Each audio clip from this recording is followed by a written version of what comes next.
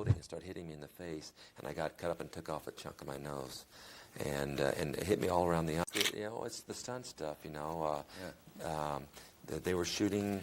I was doing a scene in this truck, and they put the script. ¿Qué pasaría si los artistas marciales más legendarios del mundo se enfrentaran y el metraje acaba de salir a la luz? En un clip secreto que ya está generando millones de compartidos, Chuck Norris y Bruce Lee se miden en un duelo que nadie vio venir. Desde los mismos círculos de élite de Los Ángeles en 1966 hasta la épica visión de El regreso del dragón, estos dos íconos siempre han estado en rumbo de colisión. Y ahora, a sus 85 años, Chuck Norris finalmente se sincera sobre por qué tantas estrellas se negaron a trabajar con el propio dragón. Manténganse atentos mientras desvelamos el metraje completo e impresionante y profundizamos en las impactantes verdades detrás de su rivalidad, una pelea que finalmente se ha vuelto viral y está reescribiendo la historia de las artes marciales. En el verano de 1966, el aire sobre Los Ángeles crepitaba con una energía silenciosa que solo aquellos arraigados en el mundo de las artes marciales podían sentir. Las calles bullían de turistas, el horizonte brillaba con el glamour de Hollywood, pero en rincones ocultos de la ciudad, una revolución silenciosa se estaba gestando. Fue aquí donde dos jóvenes, cada uno forjado en un linaje diferente de disciplina, se cruzarían y, sin saberlo, sentarían las bases de un legado que se extendería por generaciones. Bruce Lee, entonces un ícono en ciernes, ya había capturado la imaginación de un público creciente con sus movimientos nítidos y fluidos en la pantalla. Todavía era un actor novel, asumiendo papeles como el icónico Kato en El Avispón Verde, pero su mente ya se dirigía hacia un nuevo reino, la creación de una película que no solo entretuviera, sino que redefiniera cómo el mundo percibía las artes marciales. Imaginó una escena tan intensa, tan pura, que perduraría en la mente de los espectadores mucho después de los créditos. La llamó El regreso del dragón, un nombre que resonaba con poder y mística. Al otro lado de la ciudad, en un pequeño dojo escondido detrás de una hilera de edificios de ladrillo, Chuck Norris estaba perfeccionando sus propias habilidades. Una figura tranquila y decidida, se había ganado la reputación de ser un formidable campeón de karate, habiendo ostentado el título de campeón mundial de karate de peso medio profesional durante 6 años consecutivos. Su estilo se basaba en el Tang Soo Do y el karate americano, enfatizando técnicas de patada altas y precisas, movimiento estructurado y disciplina implacable.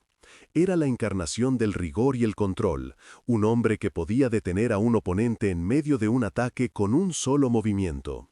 Su presentación no fue un choque dramático ni un evento de prensa, fue un simple apretón de manos entre conocidos mutuos en la comunidad de las artes marciales. Un amigo que respetaba a ambos hombres organizó una reunión, esperando unir dos mundos que aún estaban en gran parte separados. Para Bruce, que constantemente traspasaba los límites de lo posible, la perspectiva de entrenar con alguien tan disciplinado y poderoso como Norris era irresistible. Para Norris, la oportunidad de aprender de un hombre cuya reputación ya se extendía como la pólvora era una oportunidad que no podía rechazar. Comenzaron a entrenar en entornos privados, lejos de las miradas indiscretas de cámaras y fans. Las sesiones eran íntimas, llenas de sudor y concentración silenciosa. No se involucraron en un enfrentamiento público, en cambio, dejaron que sus cuerpos hablaran en un lenguaje que trascendía las palabras. En la tranquilidad del dojo, los dos hombres intercambiaron técnicas, cada uno absorbiendo las fortalezas del otro. Norris aportó sus patadas altas y nítidas, las devastadoras patadas giratorias y el control preciso que había definido su carrera. Bruce, a su vez, introdujo a Norris en el movimiento fluido e impredecible que se convertiría en un sello distintivo de su filosofía. Le mostró cómo moverse como el agua, cómo golpear no solo con el cuerpo, sino con la mente. La velocidad de las manos de Bruce era de otro mundo. Su juego de pies, rápido e impredecible, y su habilidad para leer el siguiente movimiento de un oponente rayaba en lo sobrenatural. Más allá de lo físico, los dos hombres compartieron una conversación más profunda sobre filosofía y la esencia de las artes marciales. Discutieron las limitaciones de los estilos rígidos, la necesidad de adaptarse a cualquier situación y la importancia de la fortaleza mental. A Norris le impactó el énfasis de Bruce en la falta de forma y la adaptabilidad. Comenzó a comprender que un verdadero artista marcial debe fluir con las circunstancias, nunca enfrentando la resistencia de frente, sino rodeándola. La filosofía de Bruce era revolucionaria. Creía en interceptar ataques, usar el camino más directo y combinar estilos sin problemas, haciéndolo peligrosamente impredecible. Su vínculo se hizo más fuerte con cada día que pasaba. Cuando Bruce finalmente eligió a Norris para su película, no fue porque quisiera un villano genérico. Bruce vio en Norris un digno rival, un hombre que podía mantenerse firme ante la grandeza. La película que se materializó fue El Camino del Dragón, una obra maestra cinematográfica que se convertiría en un testimonio del poder de la colaboración entre dos leyendas. La escena más icónica de la película tuvo lugar en el corazón de la historia antigua, el Coliseo de Roma. La arena, una vez construida para el deporte sangriento, ahora resonaba con un tipo diferente de choque, uno que no se trataba de fuerza bruta, sino de arte. Para filmar esta escena, Bruce y el equipo de producción tuvieron que idear un plan que mantuviera la autenticidad del combate mientras navegaba por los obstáculos logísticos. Sobornaron a un proveedor local para obtener acceso barato a la arena y se contrató a un pequeño equipo para grabar la pelea. La escena se filmó en 2 días, con el equipo de cámara trabajando incansablemente bajo el abrasador sol romano. Cuando comenzó la batalla, Bruce se movía con la precisión y velocidad que le habían valido el título del dragón. Golpeaba con reflejos de rayo, golpeando no por puntos, sino para desmantelar a su oponente por completo. Bruce siempre había abordado el combate con un enfoque singular, una mentalidad que lo hacía imparable. No luchaba para ganar un asalto, sino para asegurar su supervivencia. Bruce no luchaba por ego o aplausos, luchaba contra todo lo que se interponía en el camino de la victoria. Miedo, dolor, ego, todo se disolvía cuando Bruce entraba en su modo de combate. Nunca luchaba contra una sola persona, luchaba contra todo lo que podía impedir su camino hacia el triunfo. Norris, con su récord mundial invicto de karate, nunca había sido vencido en una pelea real por Bruce. Había superado a Bruce en patadas en muchas sesiones tempranas, mostrando sus propias fortalezas. Sin embargo, Bruce no tenía prisa por demostrar superioridad. Veía cada sesión de sparring como un aula, estudiando patrones de movimiento, identificando brechas y desmantelándolas. Bruce usó las fortalezas de Norris contra él, combinándolas con trampas de mano, difuminando su línea de visión. Convirtió las propias patadas de Norris en preparaciones, engañándolos y convirtiéndolas en desorientación. El equilibrio de poder comenzó a cambiar, con Bruce adoptando las técnicas de Norris, pero con un giro que las hacía más rápidas, más nítidas y más engañosas.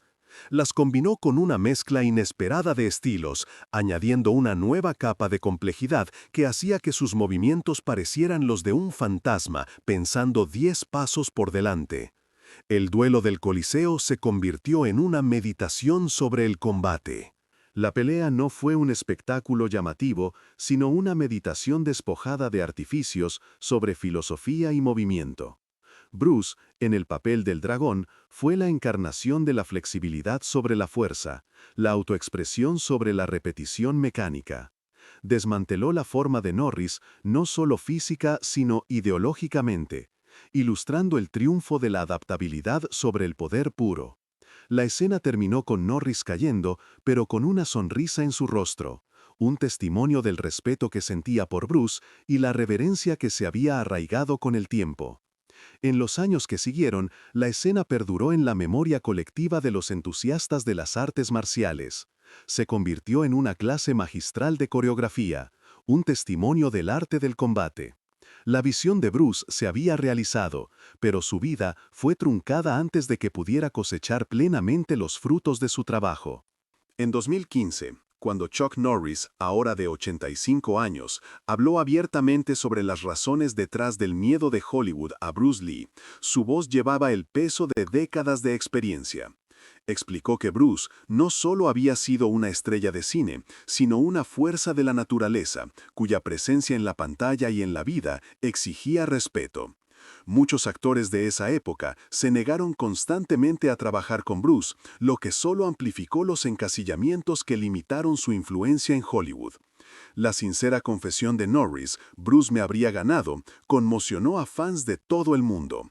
Fue una declaración que fue más allá de la bravuconería típica, revelando a un hombre que en la cima de la disciplina física aún podía admitir la derrota en presencia de una fuerza mayor. Había pasado su vida en la cima de la disciplina física, un 6 veces campeón mundial invicto de karate, y sin embargo, cuando se trataba de Bruce Lee, su tono cambió de la competencia a la reverencia. Describió a Bruce como un estudiante en el sentido más puro, analizando cada movimiento y usando las fortalezas de un oponente contra ellos. La mentalidad de Bruce, luchar como si su vida dependiera de ello, le dio una ventaja que pocos podían manejar. Nunca luchaba contra una sola persona, luchaba contra el miedo, el dolor y el ego. Su colaboración en El Camino del Dragón consolidó su vínculo como una poderosa declaración de respeto mutuo. En esa obra maestra cinematográfica, habían mostrado al mundo que el combate podía ser más que una competición, podía ser una forma de arte que trascendía la violencia. La declaración de Bruce, su obra maestra, fusionó filosofía con puños, cine con combate y legado con leyenda. Chuck Norris encontró en Bruce el contrapunto perfecto, no un villano, sino un digno rival. La sincera confesión de la leyenda es una historia que no se suele escuchar de un luchador de su calibre. El Coliseo, ahora símbolo de antiguos deportes sangrientos, se había convertido en el telón de fondo de un nuevo tipo de enfrentamiento.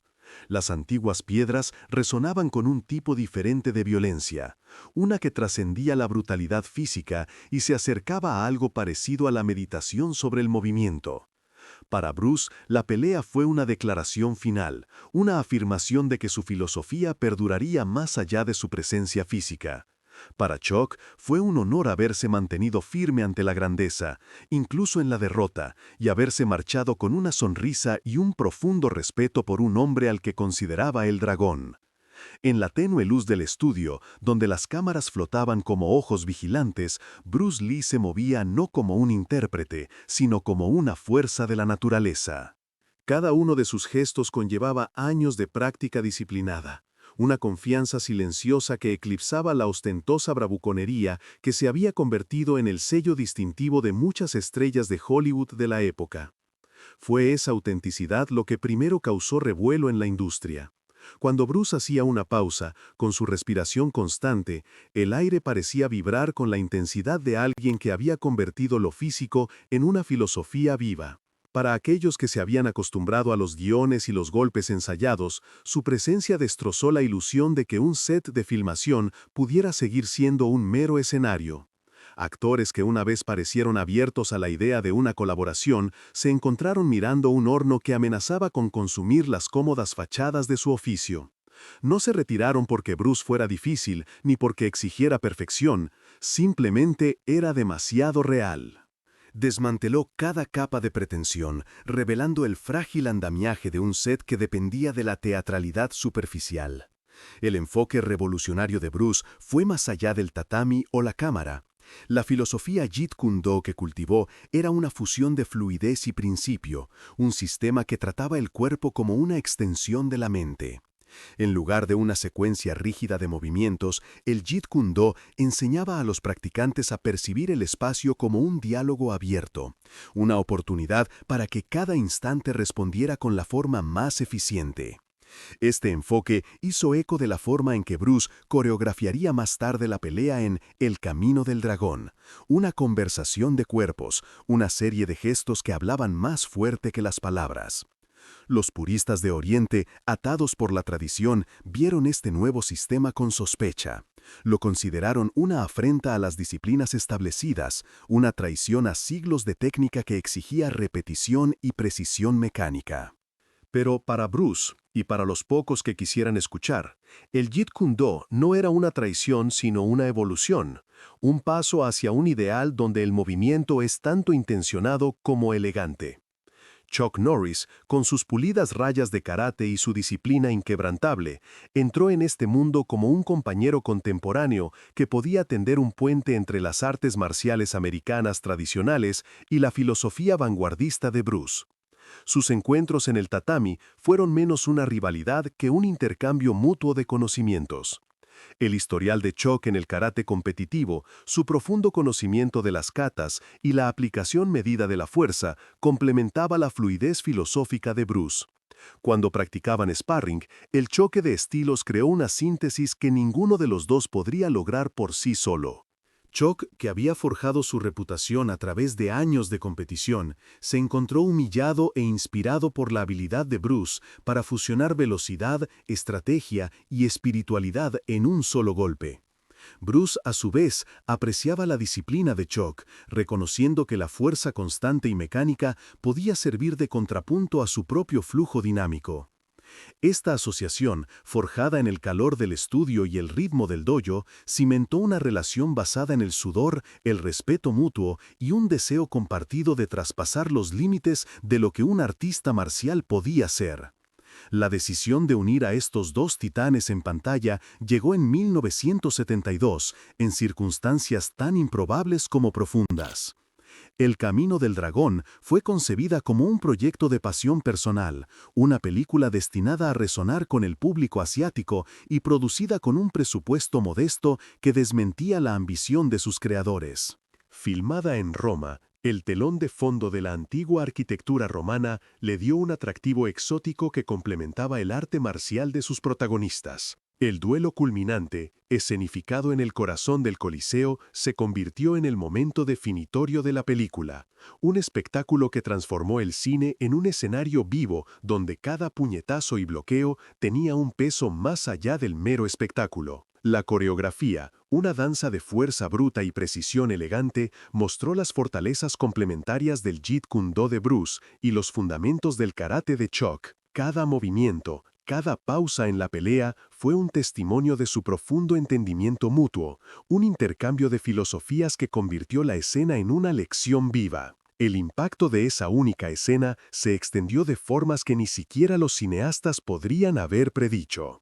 Audiencias de todo el mundo, atraídas por la deslumbrante coreografía de lucha y el exótico escenario de la película, comenzaron a reconocer la posibilidad de un cine de acción que fuera tanto poético como intencionado. La colaboración de Bruce y Chuck abrió una puerta para que las películas de artes marciales pasaran de los dojos con poca luz, de los cines especializados, a ocupar el centro de atención del cine comercial. El mundo aprendió que una secuencia de acción podía ser una conversación, donde cada golpe era una declaración, cada bloqueo una respuesta, y que la belleza del movimiento podía coexistir con la brutalidad del combate. El legado de El Camino del Dragón no se mide solo en ventas de entradas, sino en los incontables practicantes que, después de ver esa película, se ataron un cinturón negro a la cintura y prometieron aprender más, impulsados por el deseo de alcanzar el nivel de disciplina y fluidez mostrado por las dos leyendas. Años más tarde, cuando Chuck Norris cumplió 85 años, finalmente habló abiertamente sobre la razón detrás de la reticencia de Hollywood a trabajar con Bruce. En una entrevista tranquila, reveló que las negativas de los actores no se debían al ego o a la dificultad, sino a la abrumadora realidad de la presencia de Bruce. En un set, Bruce era más que un intérprete, era una encarnación viviente de la maestría. Su intensidad no era una actuación sino una fuerza tangible que cargaba el espacio a su alrededor. Para aquellos que habían construido sus carreras sobre imágenes cuidadosamente construidas y diálogos pulidos, estar junto a Bruce se sentía como adentrarse en un fuego que podía encender su propio fuego o consumirlos. Esta verdad provocó ondas de choque en la industria. resaltó que el verdadero desafío no era simplemente dominar un nuevo estilo o aprender un nuevo movimiento, sino enfrentarse a un nivel de autenticidad que exigía el mismo nivel de compromiso y disciplina. Las reflexiones de Chuck tenían un peso que pocos podían igualar. Describió su encuentro con Bruce no como un encuentro con un actor carismático, sino con un artista marcial que respiraba el aire mismo de la disciplina. Cuando se paró en el Coliseo frente al dragón, se dio cuenta de que la experiencia no se trataba de probarse a uno mismo, sino de reconocer que el otro era una fuerza trascendente. El miedo que atenazaba a muchos no era miedo a la derrota, sino miedo a la exposición, a ser visto como un simple mortal junto a una llama que ardía demasiado brillante para ojos comunes. Aquellos actores que optaron por no trabajar con Bruce no estaban evitando su personalidad. Estaban reconociendo que el arte que él representaba estaba más allá de su alcance. El mismo hecho de estar en el set con él exponía la fragilidad de la ilusión que el resto del mundo había construido en torno al concepto de actor. Esta revelación reconfiguró la narrativa del cine de acción. Cambió el enfoque del espectáculo a la sinceridad, del caos al propósito. La coreografía de la película, una vez vista como una maravilla técnica, se convirtió en un manifiesto filosófico. El duelo en el Coliseo, antes una escena más, se entendía ahora como una prueba viviente de que las artes marciales podían ser tanto brutales como hermosas, que la violencia podía expresarse con gracia y que cada movimiento podía contar una historia sin una sola línea hablada. La asociación entre Bruce y Chuck ya no era una mera nota a pie de página en la historia del cine, era un faro que iluminaba cómo las películas de acción podían evolucionar. Las reverberaciones de su colaboración se extendieron al mundo del dojo. El entrenamiento moderno de artes marciales, antes segmentado en estilos rígidos, comenzó a adoptar un enfoque más fluido. Estudiantes de todas las edades ahora incorporan los principios del Jeet Kune Do en sus rutinas, buscando ese equilibrio entre velocidad, precisión y profundidad filosófica. A su vez, la influencia del karate disciplinado de Chuck resuena en la estructura de muchos programas, recordando a los practicantes que la consistencia, la técnica y la fortaleza mental son tan vitales como la velocidad pura que Bruce encarnaba. Esta síntesis, nacida de un único encuentro en un escenario romano, se ha convertido en la piedra angular de innumerables regímenes de entrenamiento en todo el mundo, convirtiendo cada movimiento en una lección de humildad y respeto. Incluso hoy, cuando un nuevo metraje de Chuck Norris y Bruce Lee se vuelve viral, lleva consigo el peso de ese legado. El clip no es solo una pelea remasterizada, es un recordatorio del día en que la presencia de un dragón destrozó la ilusión del glamour de Hollywood y la reemplazó con una fuerza cruda y auténtica que exigía respeto. El video invita a los espectadores a ver más allá de la superficie, a comprender el verdadero poder que reside en la presencia de un verdadero artista marcial. Nos recuerda que el verdadero desafío en cualquier confrontación no es el oponente, sino el reflejo que vemos en nuestro propio espejo. En ese sentido, la influencia del dragón permanece viva, no en el rugido de las multitudes o las luces intermitentes del cine, sino en la tranquila determinación de cada luchador que aprende que estar junto a una leyenda puede elevar o encender. El clip que alguna vez había sido una reliquia olvidada en un archivo, grabado en una bobina desgastada en un estudio polvoriento, desapercibido para la mayoría, ahora irrumpió en Internet como una llamarada súbita y brillante. En cuestión de horas, el video apareció en todas las plataformas.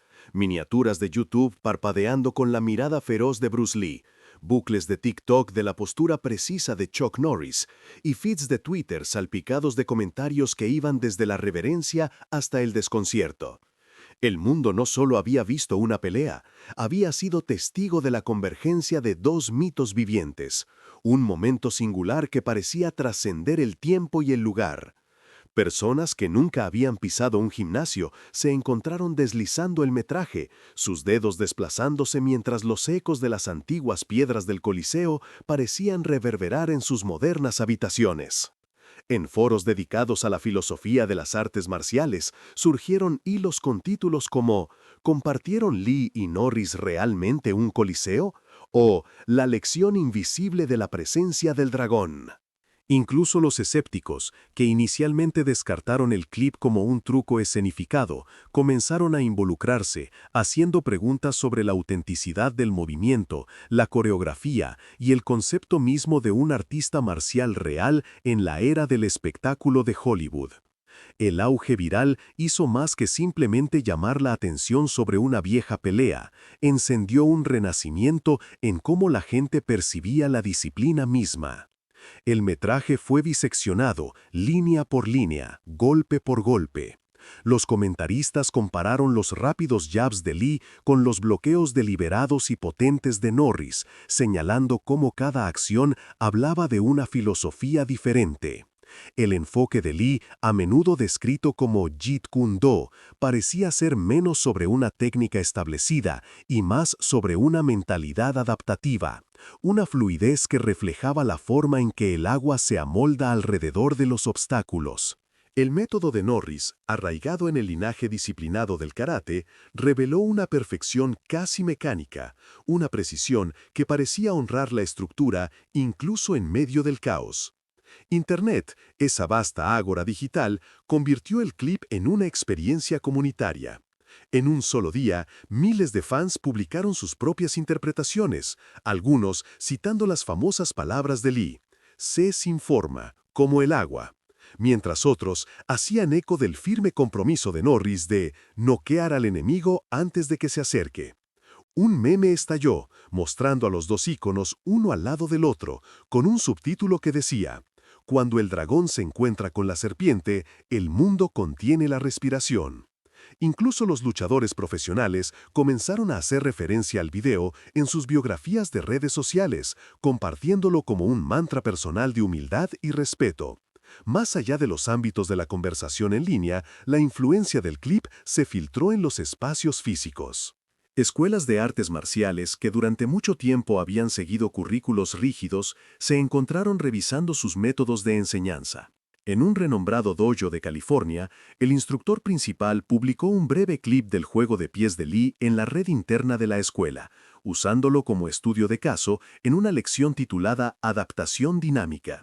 Los estudiantes, antes centrados únicamente en memorizar formas, ahora practicaban la improvisación, imitando la fluidez que Lee exhibía en la arena.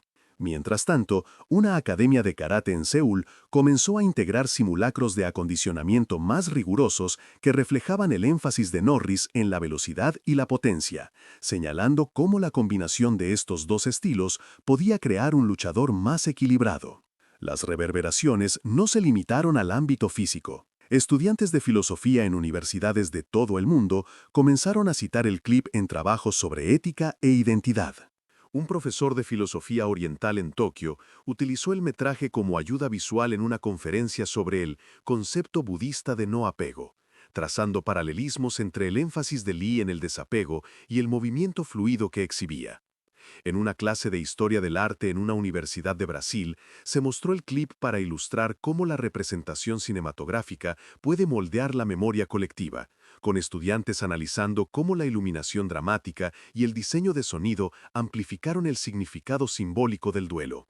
La difusión del clip también encendió conversaciones sobre el legado y la autenticidad en la industria cinematográfica. Críticos, antes rápidos en etiquetar las películas de acción como meros espectáculos, se encontraron reevaluando la naturaleza de la interpretación. En un panel de discusión en un festival de cine internacional, un guionista señaló cómo el metraje viral forzó una reevaluación del término acrobacia. Argumentaron que la distinción entre una escena coreografiada y un intercambio marcial genuino se había difuminado, y que el público comenzaba a exigir más autenticidad en la representación del combate. Un director, reflexionando sobre su propia carrera, reconoció que el clip le había recordado que el corazón de una película no reside en la grandiosidad de sus escenarios, sino en la integridad de sus intérpretes.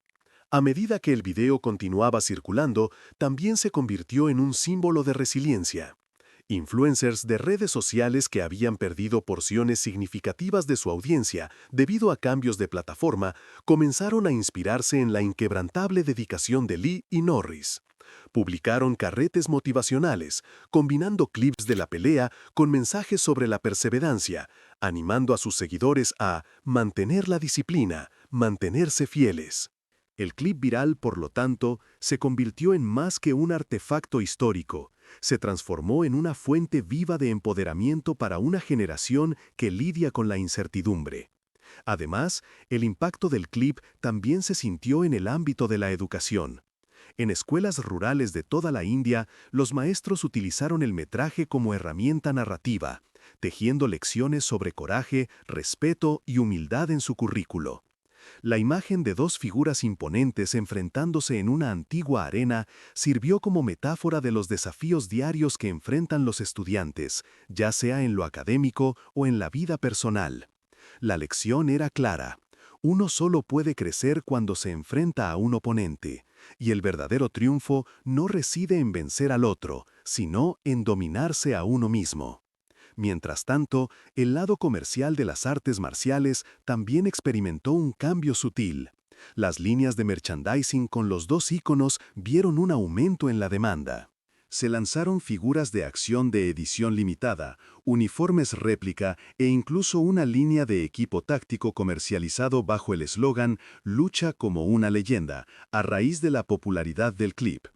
Los informes de ventas indicaron que los consumidores no solo compraban artículos, compraban una parte de la filosofía, una identidad aspiracional que el metraje viral había cristalizado.